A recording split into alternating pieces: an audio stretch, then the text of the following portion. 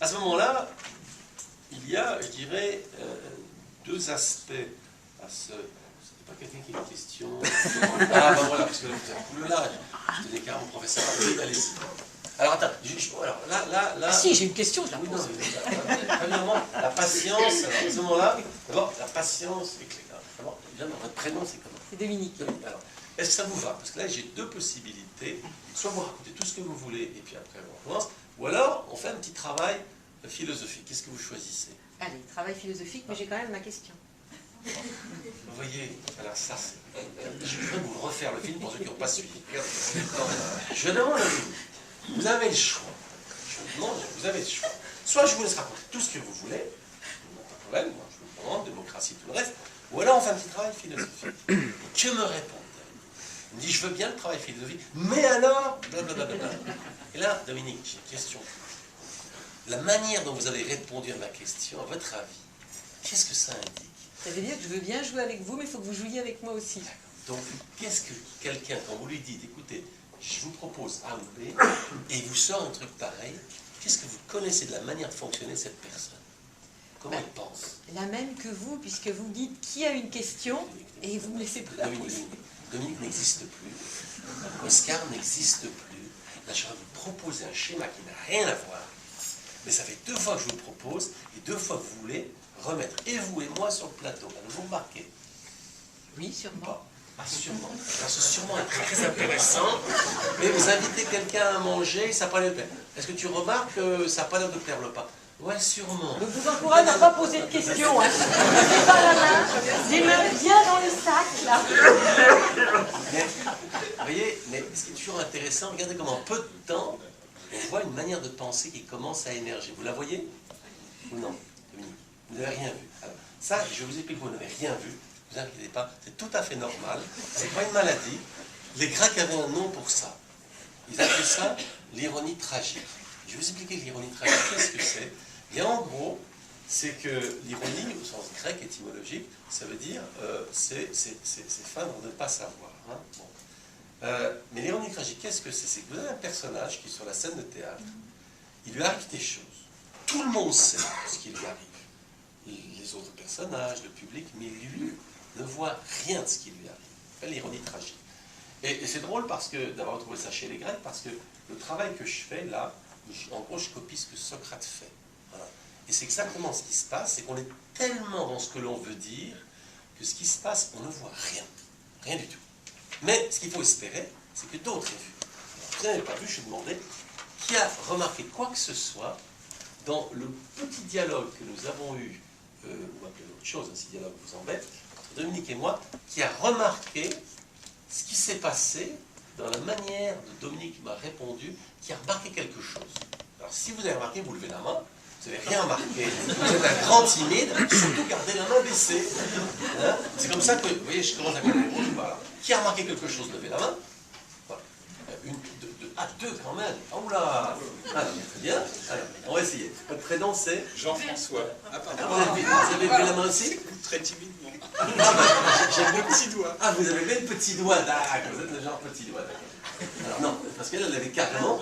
Votre prénom c'est Véronique. Ah, qu'avez-vous remarqué, Véronique? Vous lui avez demandé si elle voulait A ou B, et elle a répondu A, mais aussi B. Voilà. Comment appelez-vous ça?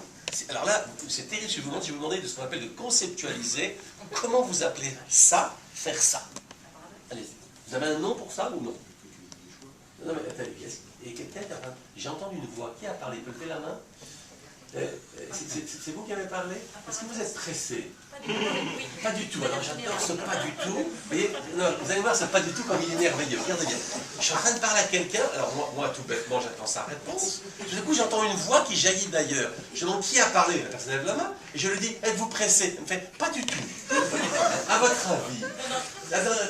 Je suis très pressée. Vous êtes très pressé. Et uniquement aujourd'hui ou c'est un Non, peu... en général. En général, voilà. Ben, au moins vous connaissez, fait, vous êtes pressé. Ça marche.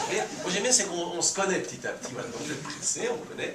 Donc voilà. Alors, est-ce que exceptionnellement aujourd'hui, pourriez-vous attendre la réponse, il va venir d'ailleurs. C'est possible?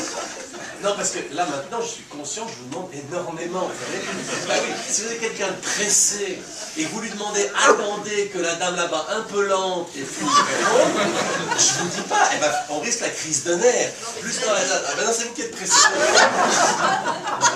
On va faire un gros effort. Parce que là, mon travail, je suis à la limite de la crise de nerfs, là on va se tranquilliser. Sinon, je ne vais pas y arriver. Je dois régler un problème à la fois. Si en plus vous limitez en étant pressé aussi, il faudra vous décider. Parce que d'abord, vous ne répondez pas, maintenant vous êtes pressé. On a un club de pressés. Voilà. Donc, quelqu'un, vous lui demandez de choisir A ou B, il veut les deux. Avez-vous un nom pour ce genre de personnage? Il vous dit, j'ai un nom, j'ai pas de nom. Non. Aucun nom, ben voilà. Et ça, c'est intéressant. Vous voyez? Parce qu'il y a une sorte de présupposé de la pensée, c'est que tout a un nom. Je vous dis comme ça. On n'est pas obligé de prendre, hein, tout ça c'est des règles du jeu. Or, si on rencontre quelque chose qui n'a pas de nom, en plus, est-ce que ce phénomène vous paraît inouï ou relativement commun? Commun. Ah, ben vous voyez, ça c'est merveilleux. Un phénomène tout à fait commun, on le rencontre, on dit, eh ben, zut alors, je ne sais même pas comment ça s'appelle. C'est inouï ou non? C'est inouï ou non? Oui. Voilà. Mais je suis sûr que dans le cas où vous travaillez, vous verrez des choses qui n'ont pas de nom, et pourtant on les voit tout le temps. Et là, on revient au concept de jugement. Pourquoi?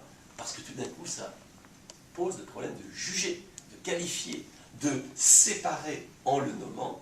Il va s'effectuer un processus de révélation. C'est ça le concept de crise. Là, j'ai produit, vous voyez, alors je ne vais pas dramatiser, une sorte de mini-crise. Pourquoi? Parce qu'on saisit un événement, et tout d'un coup, on dit, juste, peut-on le convoquer? Eh bien non, on ne peut pas le convoquer, on ne sait pas comment ça s'appelle. Énorme. Et pourtant, vous me dites qu'il est commun. C'est rigolo ou non? Non, d'accord, c'est pas obligé de rigolo. C'est très subjectif, je comprendrais que ça paraît rigolo. Mais histoire de l'histoire ne peut pas arrêter. Bien, vous savez que ce phénomène-là, Platon en parle, alors, j'espère qu'il n'en voudra pas, mais je ne crois pas, il dit, bah, c'est ce que font les enfants. Les enfants n'aiment pas choisir, ils veulent tout à la fois, et dit en grandissant, bien on devrait apprendre à choisir.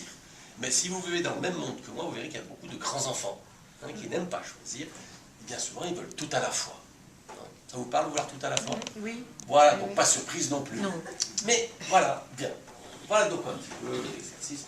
À ce point-ci, on pourrait s'arrêter là. Je pense que vous avez compris l'essentiel de l'exercice. Mais je ne voudrais frustrer personne, quelqu'un qui a envie de travailler un peu le concept de crise dans la parole et de montrer comment ça marche. Voilà. Alors, est-ce que quelqu'un